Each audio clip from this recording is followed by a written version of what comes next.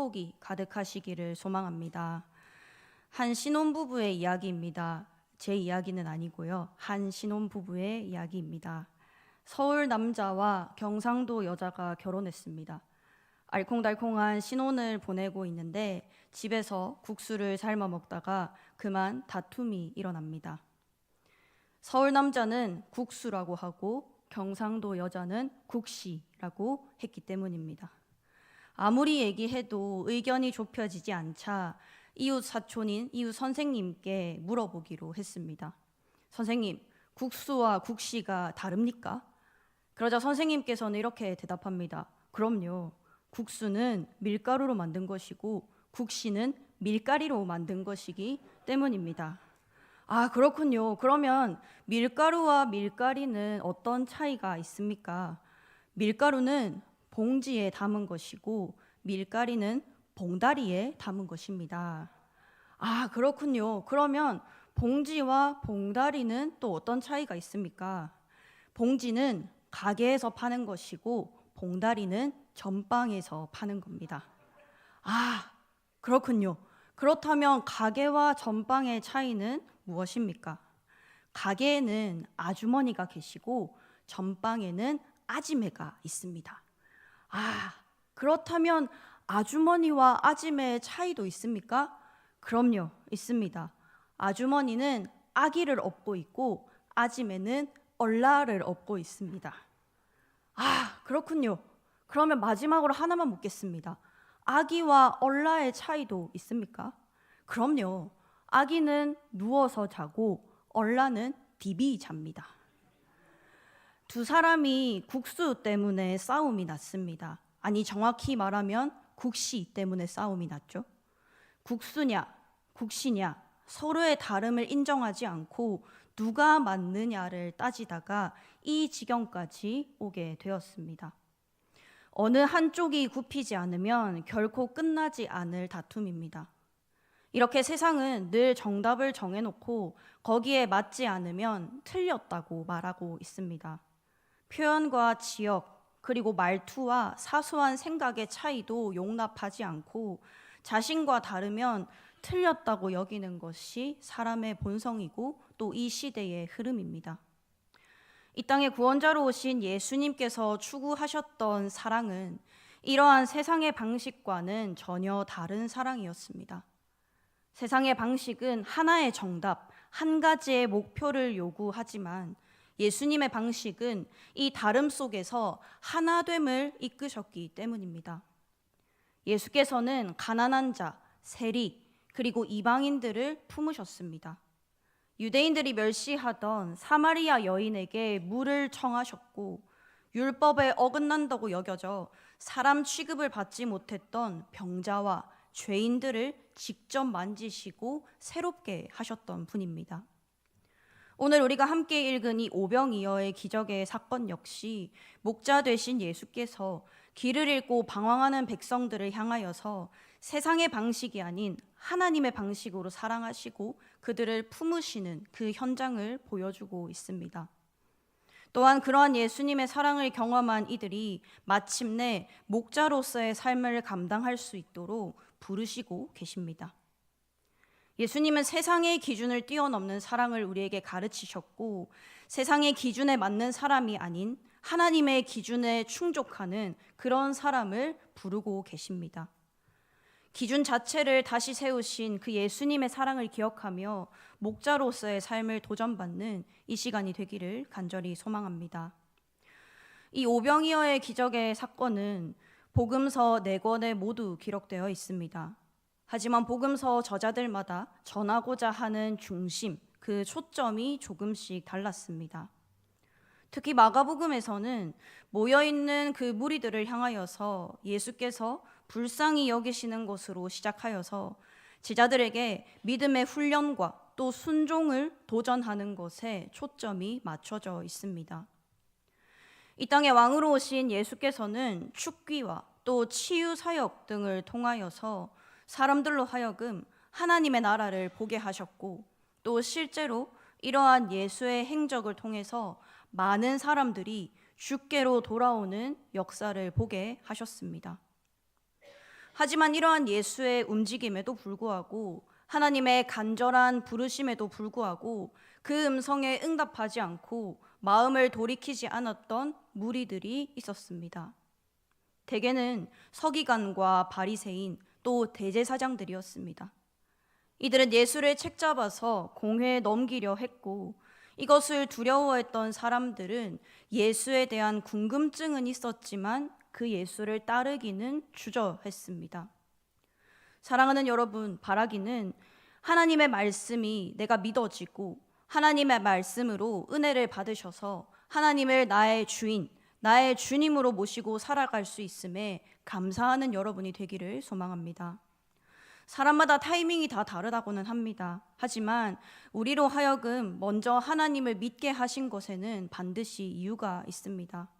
우리를 하나님이 먼저 부르시고 하나님 나라 사역에, 하나님 나라 확장 사역에 동참할 수 있도록 인도하신 그 하나님의 은혜에 감사하는 여러분이 되기를 간절히 소망합니다. 예수님께서는 자신들을 따르는 이들에게 오병이어라는 기적을 보여주십니다. 사실 이 오병이어라는 기적은 우리가 여러 번 읽고 듣고 그리고 묵상했던 내용입니다. 오늘은 이 오병이어 사건을 하나씩 자세히 뜯어보도록 하겠습니다. 먼저는 우리가 이 성경을 읽을 때 성경 앞뒤의 문맥을 제대로 살펴봐야 합니다. 시간의 순서에 따라 그리고 당시 배경 지식을 토대로 읽어야 더욱더 풍성히 읽어 나갈 수 있습니다. 오늘 읽었던 이 오병이어 사건 바로 앞에 보면 당시에 갈릴리와 또 페레아의 분봉 왕으로 있었던 헤롯 안디바의 스토리가 있습니다. 그는 유력한 인사들을 모아서 자신의 생일 잔치를 벌입니다. 여기서 헤롯 안디바의 명령으로 인해 세례 요한이 사형당하게 됩니다. 마가복음 6장 27절에서 29절 말씀을 함께 읽겠습니다. 왕이 곧 시위병 하나를 보내어 요한의 머리를 가져오라 명하니 그 사람이 나가 옥에서 요한을 목베어 그 머리를 소반에 얹어다가 소녀에게 주니 소녀가 이것을 그 어머니에게 주니라. 요한의 제자들이 듣고 와서 시체를 가져다가 장사하니라. 헤롯 안디바가 벌인 이 잔치는 예수의 오병이어 잔치와 벌써 비교가 되고 있습니다. 같은 잔치였습니다. 하지만 헤롯 안디바는 권력자들 앞에서 죽음의 잔치를 벌였던 왕입니다. 반면 예수께서는 하나님의 따스한 사랑의 방식으로 평범한 사람들에게 생명의 잔치를 베풀고 계십니다. 목자로 오신 예수는 이전부터가 달랐습니다. 모두가 자신의 방식으로 이익을 추구하고 내세우는 그때에, 한 자리 차지하기 위해서 수단과 방법을 가리지 않는 그때에 목자이신 예수께서는 다른 방향을 바라보고 계셨던 것입니다. 수많은 유대인들이 따르고 구원자 예수의 오심을 예비하며 그 길을 닦았던 세례 요한이 죽임을 당했습니다. 일촉즉발의 상황입니다. 이 헤롯 안디바는 잔치 이후에 제2의 세례 요한처럼 여겨졌던 이 예수가 어떤 액션을 취할지 긴장하면서 주시하고 있었을 것입니다. 또 유대 군중들은 어땠을까요? 그들 역시 요한을 죽인 안디바에게 대항해서 예수가 뭔가 행동으로 보여주기를 기대하고 있었지 않았을까요? 실제로 요한복음 6장 15절의 기록에 보면 그들은 예수가 어떤 대항을 하든 어떤 기적을 보이든 그를 억지로 붙들어 왕으로 추대하려고 했다라는 기록이 있습니다. 예수와 또 유대 군중들의 동상이몽을 보여주는 대목입니다. 이 오병이어 기적의 현장에 보면은 남자만 5,000명이었다라는 기록이 있습니다.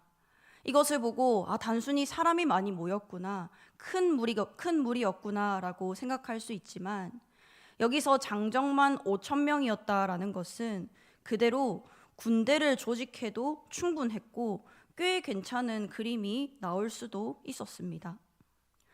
이 사람들이 마음을 다르게 품어서 군대를 조직하여 헤롯 안디바의 궁궐을 밤에 습격하면 충분히 점령할 수 있었던 인원이었다는 것입니다.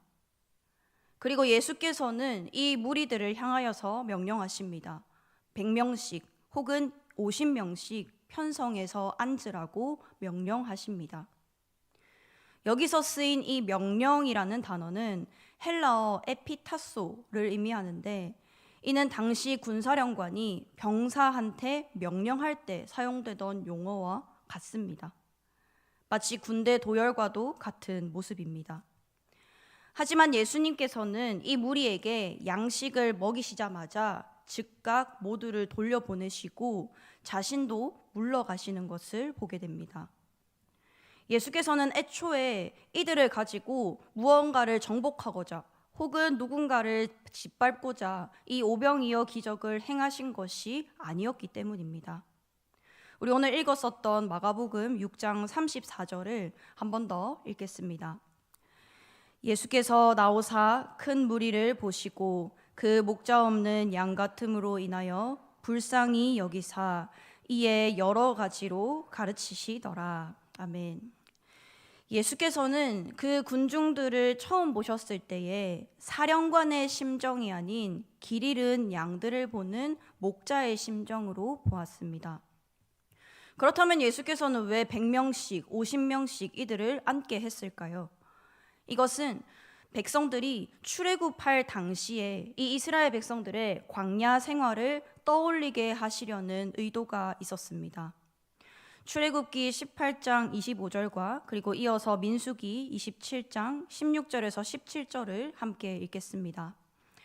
모세가 이스라엘 무리 중에서 능력 있는 사람들을 택하여 그들을 백성의 우두머리 곧 천부장과 백부장과 50부장과 10부장을 삼음해. 민수기 27장입니다. 여호와 모든 육체의 생명의 하나님이시여 원하건대 한 사람을 이 회중 위에 세워서 그로 그들 앞에 출입하며 그들을 인도하여 출입하게 하사 여호와의 회중이 목자 없는 양과 같이 되지 않게 하옵소서. 아멘. 이 출애굽 당시 상황을 떠올려 보면 광야에서 이스라엘 백성들은 100명 혹은 50명씩 나뉘어져서 백부장과 50부장의 관리를 받았습니다. 또한 당시 리더였던 모세 역시 이스라엘 백성들을 약속의 땅으로 이끌었던 목자와도 같은 존재였습니다. 이 이스라엘 백성들의 목적지는 약속의 땅 단 하나였습니다. 누군가를 지배하거나 군사력을 강화하는 것이 아니라 약속의 말씀을 주신 하나님께 순종하여서 그분을 묵묵히 따라가는 것입니다.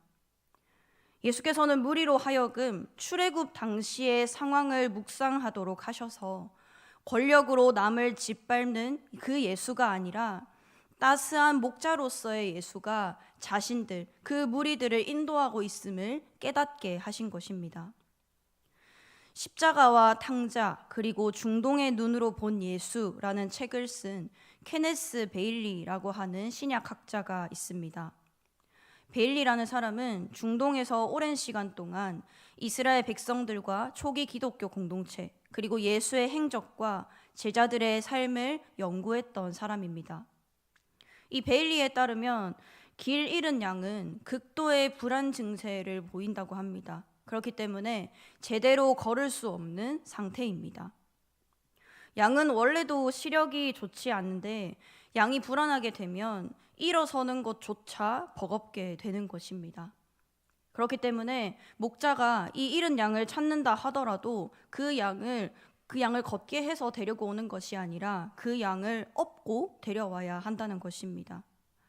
이처럼 헤롯 안디바의 눈총과 그리고 그 권력 부림, 그로 인한 불안한 삶과 또 상황에 있었던, 그래서 홀로 서기 힘들었던 이 평범한 존재들을 향해서 예수께서는 따스한 목자가 되셔서 그들을 들쳐 업고 걸어가시는 것입니다.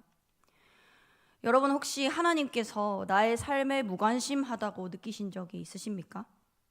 괴로운 상황 중에 기도했는데 응답되지 않고, 당장의 상황이 바뀌지 않을 때, 혹은 그 상황을 대하는 나의 마음, 나의 태도를 바꿔주신다고 하셨는데, 아무리 기도하고 아무리 의지해도 갑갑하기만 했던 적이 혹시 있으십니까?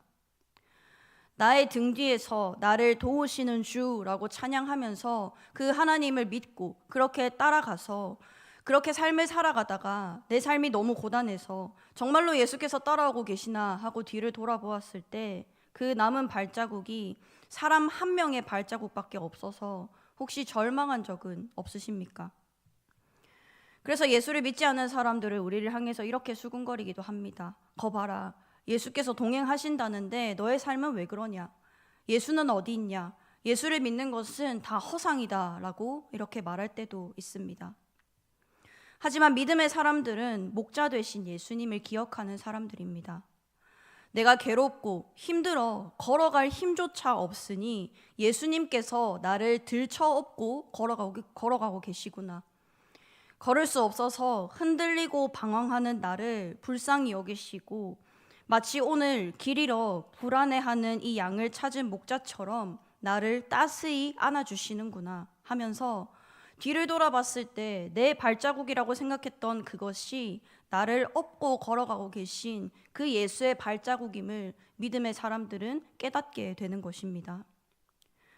예수께서는 이렇게 사람들을 들쳐 업으시고 이제는 푸른 풀밭으로 인도하십니다. 39절 말씀입니다. 제자들에게 명하사 그 모든 사람으로 때를 지어 푸른 잔디 위에 앉게 하시니. 아멘. 목자 되신 예수께서는 이들을 푸른 잔디 위에 앉히시며 안심시키십니다. 마치 다윗이 믿음으로 고백하고 찬양했던 시편 23편의 고백처럼 목자 되신 예수께서 푸른 풀밭으로 우리를 인도하시고 그곳에 누이시고 계십니다. 비록 이 무리의 현재의 상황은 헤롯 안디바라는 원수의 목전에 머물고 있는 상황입니다. 세례 요한과 또 예수를 추종하는 사람들이 자신들을 언제 잡아갈지 또 언제 어려움을 겪을지 모르는 상황이라는 것입니다.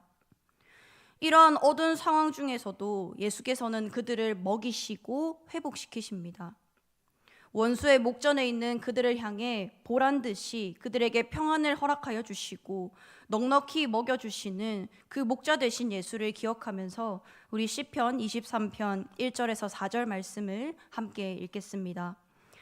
여호와는 나의 목자시니 내게 부족함이 없으리로다.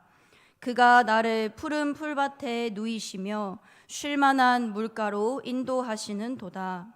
내 영혼을 소생시키시고 자기 이름을 위하여 의의 길로 인도하시는 도다. 내가 사망의 음침한 골짜기로 다닐지라도 해를 두려워하지 않을 것은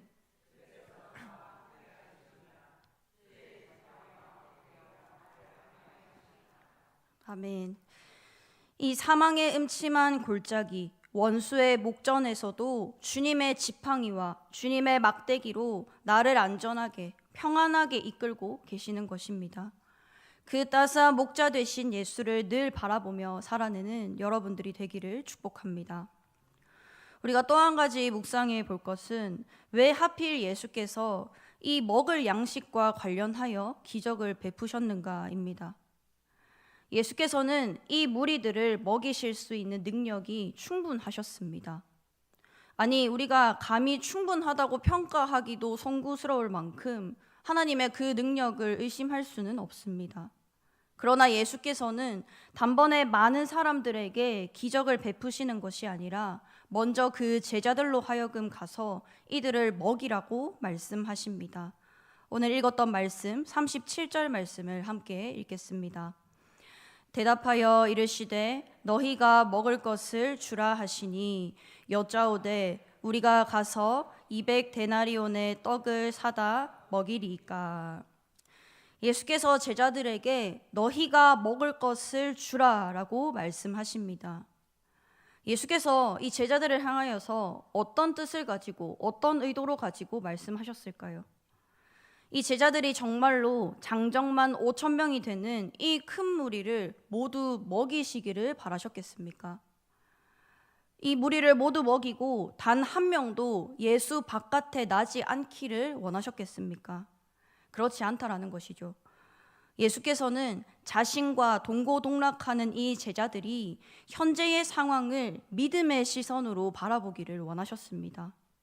그리고 나아가서 이 믿음으로 하나님의 일하심, 지금까지 보았던 예수의 능력을 네, 예수님, 제가 지금도 이번에도 믿겠습니다. 예수님께서 능히 행하실 줄을 믿습니다. 라는 그런 믿음의 고백이 터져 나오기를 원하셨기 때문에 제자들에게 이렇게 말씀하신 것입니다. 사랑하는 여러분, 우리 눈앞에 있는 어려움이 무엇입니까? 나의 지식과 나의 의지로는 도저히 해결할 수 없는 문제는 여러분들에게 무엇이 있습니까? 목자 되신 예수께서는 우리가 현재 어떤 어려움과 문제를 겪고 있든지 상관없이 그 자리에서 크신 능력의 하나님을 바라보기를 원하십니다. 나를 여기까지 인도하신 에베네셀의 하나님께서 현재에도 또 앞으로의 남은 인생에도 여전히 도우신다는 것을, 또한 하나님께서 전혀 어려움이 없다는 것을 여러분들이 또 제가 고백하기를 원하시는 것입니다. 고린도전서 1장 25절 말씀을 함께 읽겠습니다. 하나님의 어리석음이 사람보다 지혜롭고 하나님의 약하심이 사람보다 강하니라. 아멘. 하나님의 어리석음이 세상에 어디 있고 하나님의 약하심이 대체 어디 있겠습니까?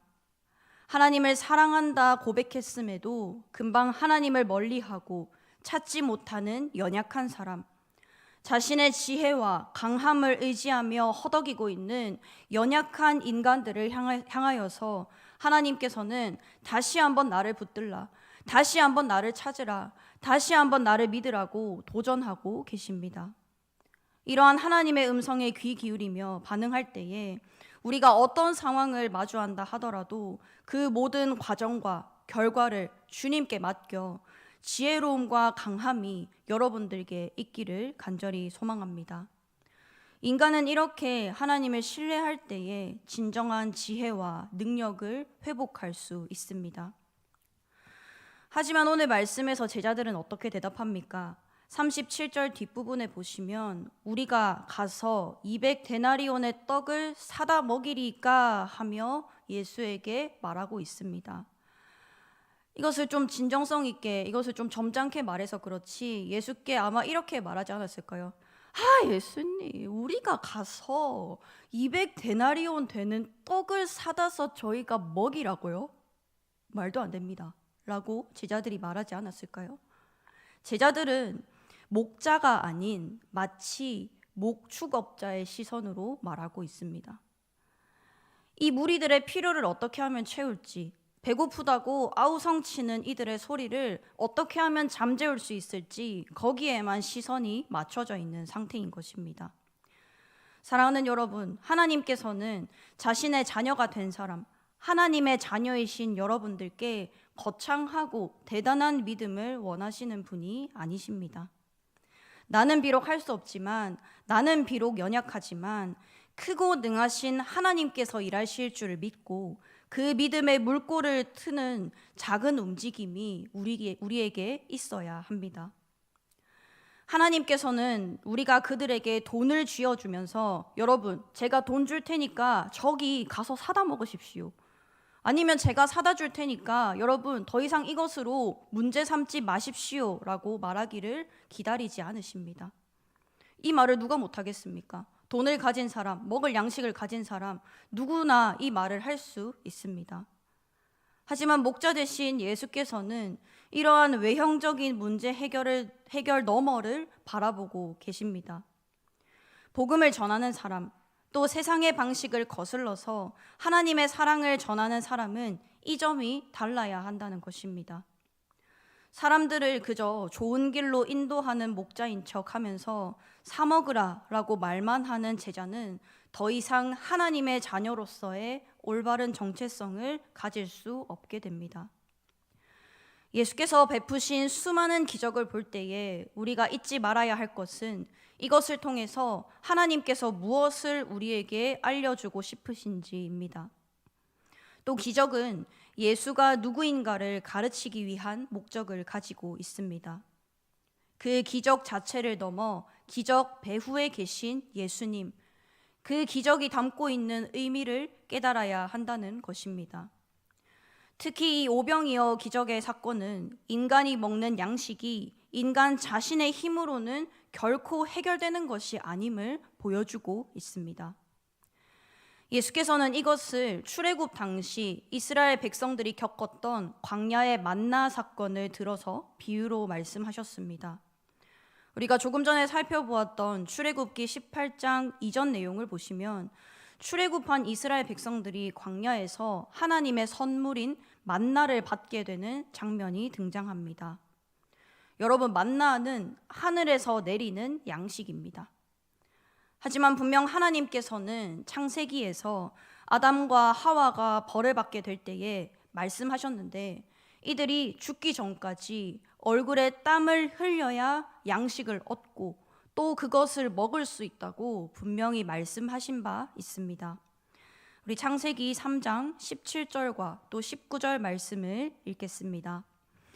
아담에게 이르시되 내가 내 아내의 말을 듣고 내가 내게 먹지 말라 한 나무의 열매를 먹었은즉 땅은 너로 말미암아 저주를 받고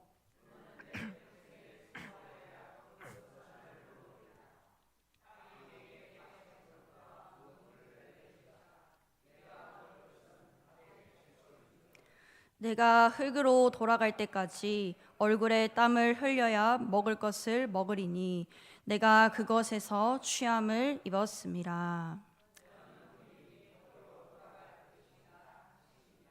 아멘.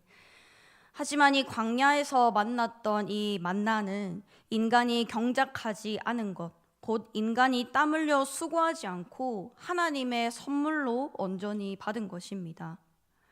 이스라엘 백성들이 광야에서 먹을 것이 없다고 불평하자 하나님께서 매일 아침 이슬이 내린 후에 양식을 제공하십니다. 백성들은 40년간 만나를 먹었습니다. 만나를 수확하는 것에도 규칙이 있었죠. 하루 자신이 먹을 만큼만 거두는 것. 그러나 욕심내서 더 모으게 되면은 다음 날 벌레가 생기고 그 만나는 썩게 되었습니다.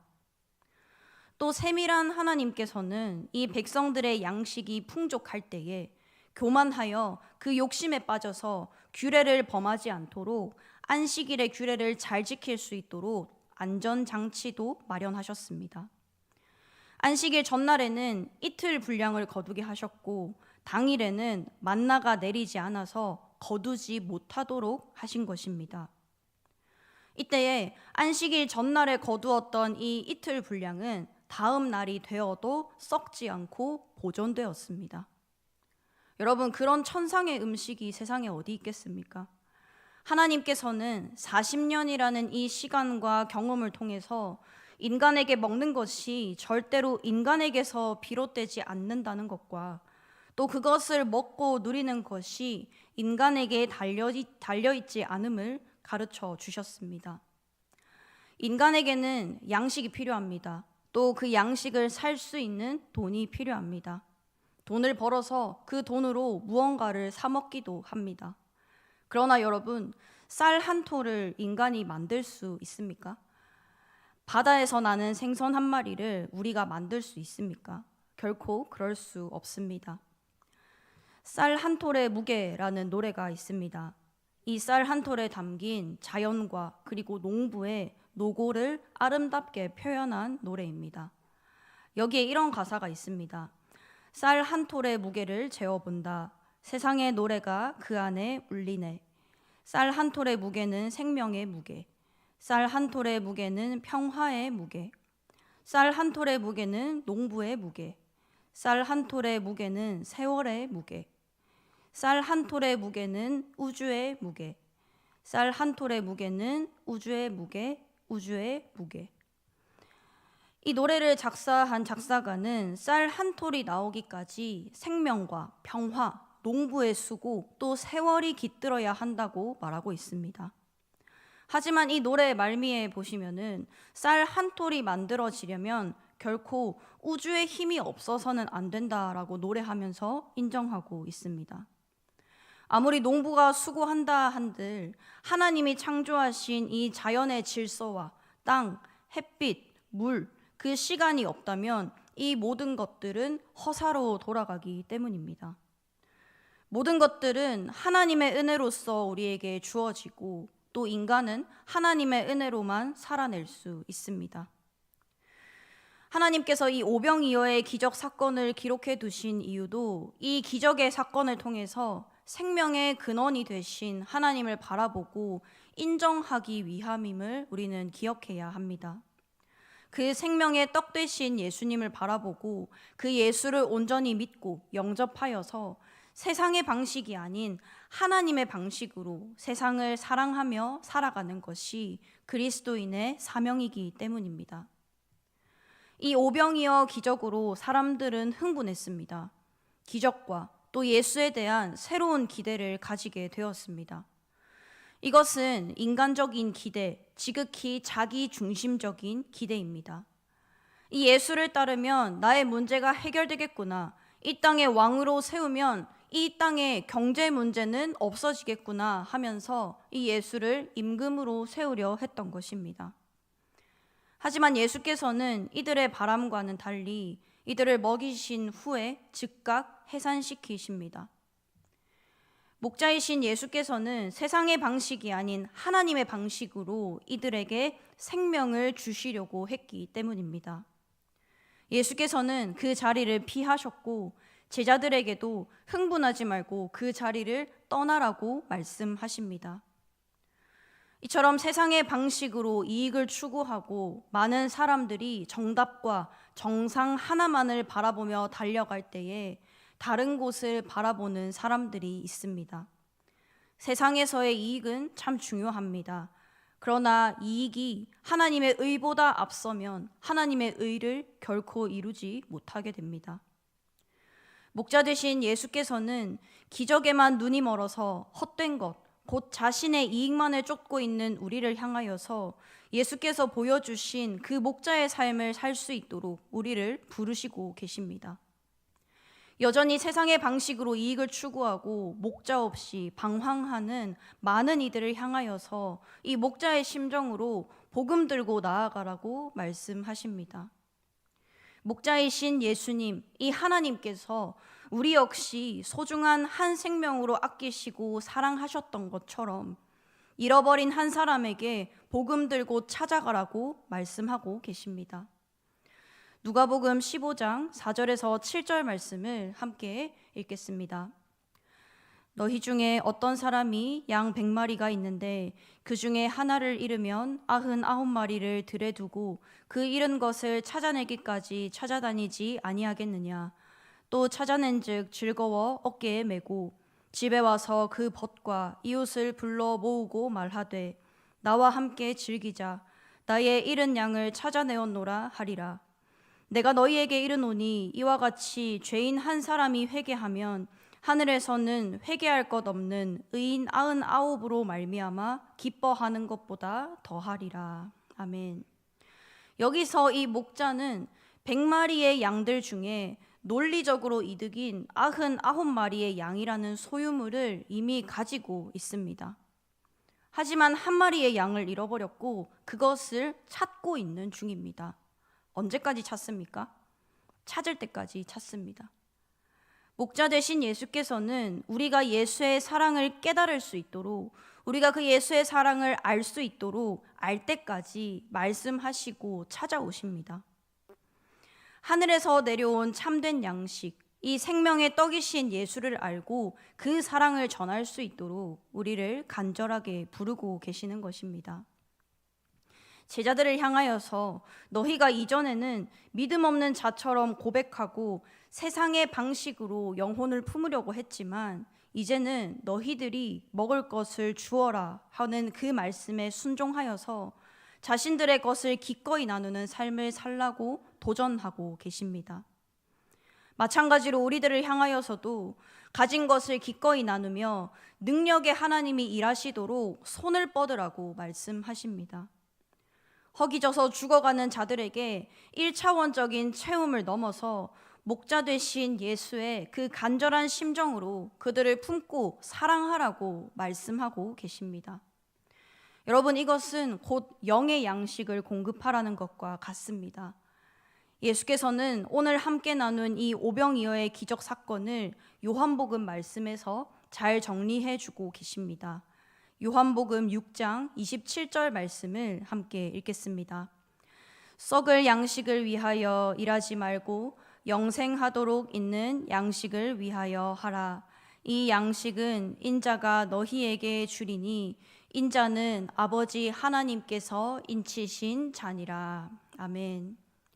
예수를 왕으로 삼고자 세상의 방식을 따르는 인간들에게 예수께서는 너희의 열심과 수고, 그 땀 흘리는 모든 것을 육의 양식이 아닌 영의 양식을 위하여 사용하라고 말씀하십니다. 아버지 하나님의 사랑을 힘입어 주님의 사랑이 그들 가운데 비칠 수 있도록 하나님의 사랑을 우리가 품어서 마치 반사판과도 같은 역할을 감당해내라고 우리를 향해 도전하고 계십니다. 이것이 목자 예수께서 기적을 베푸신 것의 참된 의미입니다. 사랑하는 여러분, 목자 되신 예수께서는 단지 배고픈 사람들의 육적인 허기만을 채우신 분이 아니십니다. 예수님이 우리 영혼의 참된 목자가 되시며 우리 인생의 가장 깊은 결핍과 허기, 곧 죄로 인한 죽음과 영원한 하나님과의 단절의 그 문제를 해결하시기 위해 예수님께서는 이 땅에 오셨습니다. 예수님께서는 십자가에서 자신의 몸을 찢기시고 피 흘리심으로 인해서 마치 오병이어 때 떡을 떼어 무리에게 나누어 주셨던 것처럼 우리를 위하여 자신의 생명을 영생하는 떡으로 내어 주셨습니다. 그리고 사흘 만에 다시 살아나셔서 사망을 이기시고 부활하심으로 우리에게 영원한 생명의 길을 열어 주셨습니다. 그 부활의 주님께서는 지금도 목자의 심정으로 우리를 찾고 계시고 우리로 하여금 깨달을 수 있도록 말씀하십니다. 우리가 길을 잃고 헤매며 때로는 연약하여 걸을 힘조차 없을 때에 주님은 묵묵히 우리를 찾아 들쳐 업으시고 푸른 들판과 쉴만한 물가로 인도하십니다. 그리고 오늘 우리에게 이 순종의 발걸음을 도전하십니다. 너희가 가서 먹을 것을 주어라. 내가 너희에게 생명을 주었으니 이제 너희도 세상 가운데 생명의 떡을 나누며 살아가라고 말씀하십니다. 바로 이것이 예수 그리스도의 십자가와 부활을 믿으며 목자 되신 예수를 따르는 자들에게 맡겨진 사명입니다. 여러분, 우리는 더 이상 세상의 방식대로 살아가는 사람들이 아닙니다. 성공과 이익, 정답과 기준이 아니라 십자가의 사랑을 쫓고 부활의 생명을 나누는 사람들입니다. 목자 되신 예수께서 그렇게 우리를 사랑하셨고 지금도 우리를 부르시고 계시기 때문입니다. 여러분, 그 부르심에 응답하시기를 바랍니다. 나에게 화평함과 기쁨을 가득히 주시는 하나님의 사랑을 내 속에 간직하는 것을 넘어서 전하고 나누며 주님의 사랑을 이웃들에게 비추며 살아갑시다. 목자 되신 예수께서 열어주신 그 십자가의 길, 부활의 길, 그 영생하는 그 길을 따라 오늘도 믿음으로 이 길을 걸어가는 복된 인생들이 되기를 소망합니다. 그래서 마침내 하나님 나라에서 영원한 생명을 누리며 살아가는 저와 여러분이 되기를 간절히 소망합니다. 이제